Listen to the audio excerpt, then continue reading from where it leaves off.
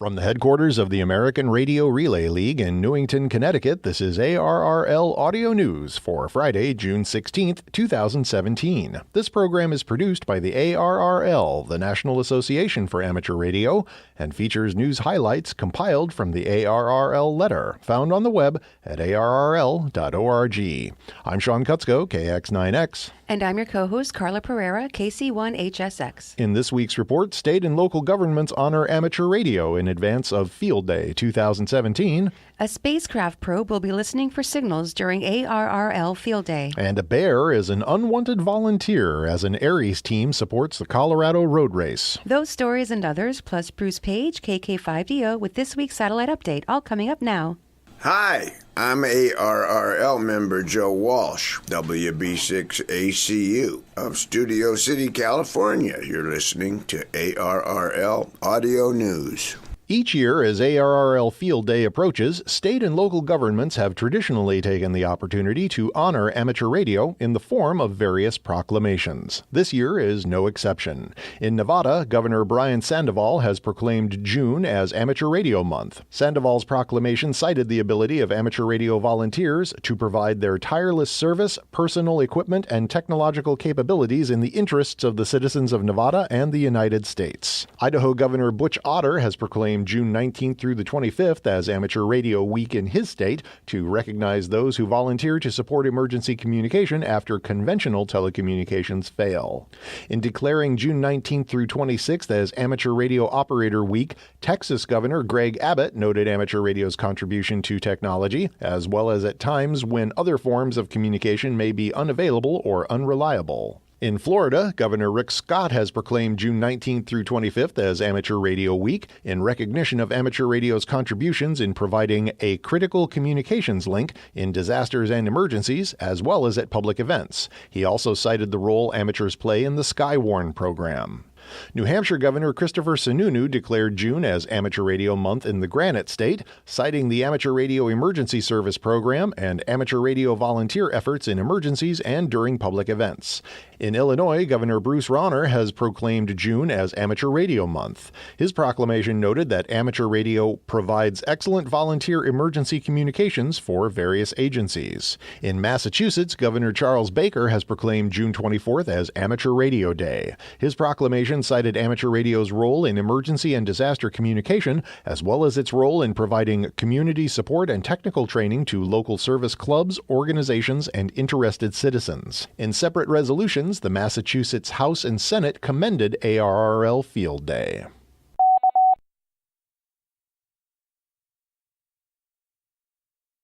The Enhanced Polar Outflow Probe, or EPOP, on board the Canadian Cascade SmallSat and Ionospheric Polar Explorer satellite will again support amateur radio citizen science by participating in ARRL Field Day 2017, June 24th through 25th. The Ham-Sci Citizen Science Initiative says that, from a radio science perspective, Field Day is an ideal time for EPOP to study the structure of Earth's ionosphere using participants' transmissions. Ham-Sci was started by ham scientists who study upper atmospheric and space physics. One of EPOP's instruments is the radio receiver instrument, a digital receiver with 4 3-meter monopole antennas. Its scientific objective is to study natural and artificial radio emissions from 10 Hz to 18 MHz. During Field Day 2015, the receiver was activated for 2 minutes while EPOP was just north of Milwaukee on a southeasterly heading. It was in a cross-dipole configuration with its 2 channels tuned to 3.525 and 7.525 MHz respectively. For Field Day 2017, EPOP will dedicate all of its resources to studying HF radio wave propagation using ham radio transmissions. The radio receiver instrument will be tuned to the 40 and 80 meter CW bands, although precise frequencies have not yet been determined. It is scheduled to be activated 6 times in 10-minute increments over Field Day weekend.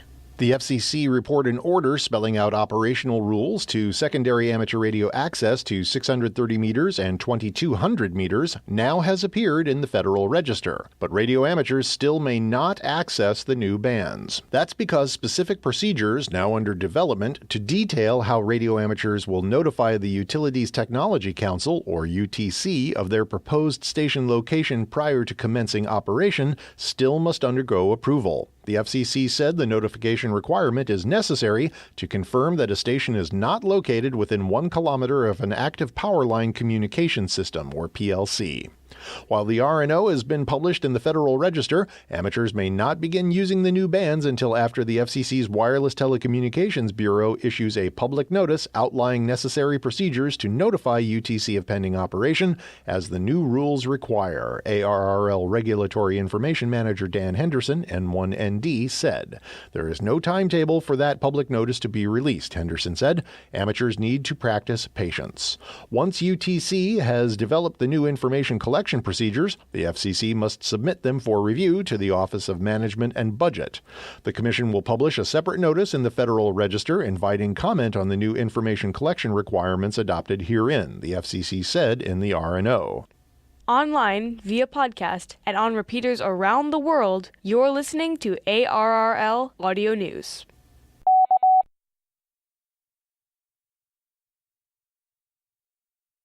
Now, with this week's satellite update, here's Bruce Page, KK5DO. This week, 2 satellites were launched and are both operational, CAS-4A and CAS-4B. The CAMSAT's amateur radio payloads piggybacked on the optical remote sensing microsatellites OVS-1A and OVS-1B. CAS-4A has a beacon on 145.855 MHz and a UV linear inverting transponder on 145.870 MHz down and 435.220 MHz up. CAS-4B has its beacon on 145.910 MHz and also a UV linear inverting transponder on 145.890 MHz down and 435.280 MHz up. The transponders have not been turned on, but we hope they will be soon. Thanks to Alan, BA1DU, for the CAMSAT update. June 20th through the 27th, Dave, KG5CCI, will be operating from Belize as V31CI. He will be in EK67, EK57, and EK68. Look for him on SO50, AO85, and FO29. QSL via his home call and LOTW. Follow him on Twitter at KG5CCI. This is Bruce Page, KK5DO, for the ARRL Audio News. The mystery of sporadic E is the topic of the current episode of the ARRL The Doctor Is In podcast. Sponsored by DX Engineering, ARRL The Doctor Is In is an informative discussion of all things technical. Listen on your computer, tablet, or smartphone whenever and wherever you like. Every 2 weeks, your host, QST Editor-in-Chief Steve Ford, WB8IMY, and the doctor himself, Joel Hallis, W1ZR, will discuss a broad range of technical topics. You can also email your questions to doctor@ARRL.org, and the doctor may answer them in a future podcast.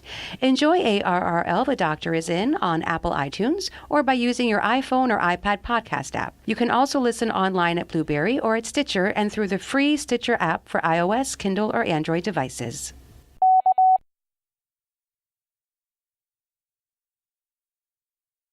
Several radio amateurs who also hold FCC Part 5 experimental licenses for 630 and 2200 meters will again transmit Field Day greetings throughout Field Day weekend, June 24th and 25th. This event has been organized for the 5th consecutive year to promote awareness of the new medium frequency and lower frequency amateur allocations ahead of the opening of the bands to hams in the U.S. John Landgridge, KB5NJD/WB2XIQ, told ARRL. It's an opportunity where hams and ham gear come together for a fun weekend, and we hope to add yet another layer to the mix.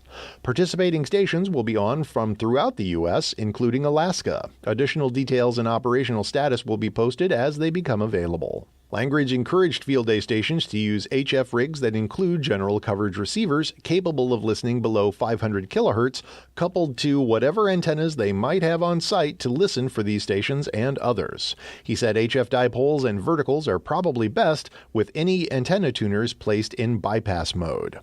Reports are requested and may be sent to the respective station operators, but stations are also encouraged to enter reports on the online QSO reception report form for the ARRL 600-meter experimental group WD2XSH. Recent sporadic e-propagation openings on 6 meters and elsewhere have demonstrated the need for a digital mode with a faster turnaround time than what is offered by currently available software versions. A recent WSJTX reflector discussion allowed that, while the slow JT modes like JT65 and JT9 have excellent sensitivity, their nearly 1-minute-long transmissions may not permit completion of a contact when evanescent signals pop up and quickly disappear under certain e-skip conditions. MSK144 and the fast JT9 submodes allow much shorter transmissions, but they do not offer the multi-decode capability that JT65 users find so effective. WSJTX developer Joe Taylor, K1JT, weighed in to express his appreciation to all who shared their ideas and experiences using JT9 and JT65 modes during recent multi-hop e-skip openings on 6 meters. We are very much aware that a mode with most of the excellent characteristics of JT65, but with faster turnaround time, would be a big winner in such situations, Taylor commented on behalf of the WSJTX development team. We are experimenting with several such possibilities. Tentative goals include 15-second transmit-receive sequences and the capability to decode as many as 10 or 20 signals in a 2 kHz bandwidth. But, Taylor added, developing new modes takes a lot of time and results are not guaranteed. We will report significant progress if and when available, he pledged. Hi, I'm ARRL member Craig, K9CT, of Trevoli, Illinois, and you're listening to ARRL Audio News.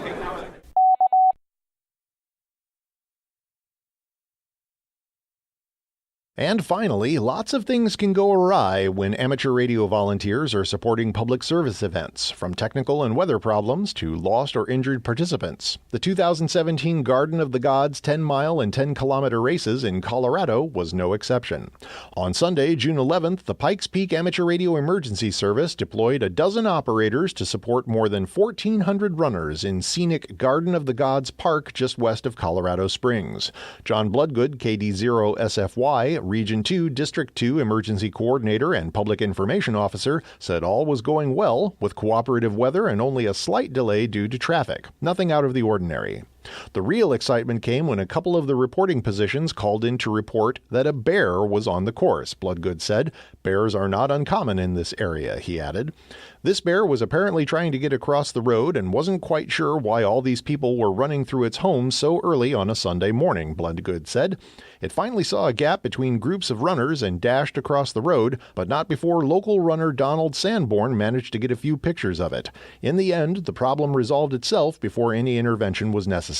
Bloodgood said the area's volunteers tracked the first 3 male and female runners from both the 10-mile and the 10-kilometer races, reported on any medical issues, supported aid station logistics, helped to ensure the course was clear, tracked the last runners, and provided an operator on a bicycle for the sweep function. Bears notwithstanding, Bloodgood said the event has been a fairly easy one to support and offers a good training ground for less experienced operators. Our most intense and demanding events, the Pikes Peak International Hill Climb, which is a vehicle race, and Pikes Peak Ascent and Marathon, half and full marathons, are coming up, he added. That concludes ARRL Audio News for this week. Our thanks to all contributors to this week's report. ARRL Audio News is produced by the American Radio Relay League, the National Association for Amateur Radio. For more information on amateur radio or the ARRL, visit us on the web at arrl.org. You can also find us on Facebook, Twitter, and Instagram by searching for ARRL. If you have a question or comment about ARRL Audio News, email us at audionews@arrl.org. This program is copyright 2017 ARRL, all rights reserved. Until next week, I'm Carla Pereira, KC1HSX. And I'm Sean Kutzko, KX9X. 73, and thanks for listening.